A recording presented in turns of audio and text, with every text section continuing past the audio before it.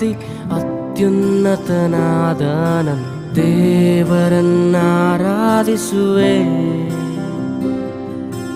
ಒಡೆದ ನನ್ನ ಪಾತ್ರೆಯ ಕುಂಬಾರನ ಬಳಿ ತಂದು ಸರಿ ಮಾಡಲು ಕೋರುವೆ.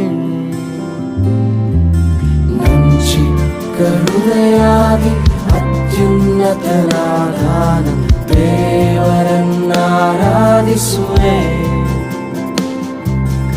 ಒಡೆದ ನನ್ನ ಪಾತ್ರೆಯ ಕುಂಬಾರನ ಬಳಿ ತಂದು ಸರಿ ಮಾಡಲು ಕೋರುವೆ. ಹೋಸನ್ನ ಹೋಸನ್ನ ಯೆಹೂದ್ಯರ